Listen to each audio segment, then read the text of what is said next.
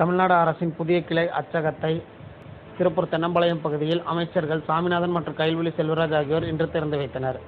எழுதுபொருள் மற்றும் அச்சுத்துறையின் சென்னை புனித ஜார்ஜ் சிறிய அரசு அச்சகமாக 1831ஆம் ஆண்டு டிசம்பர் மாதம் துவக்கப்பட்ட நிலையில் தற்போது தமிழகத்தில் மதுரை, புதுக்கோட்டை, திருச்சி, விருதாச்சலம் ஆகிய 6 இடம் திறக்கப்பட்டது.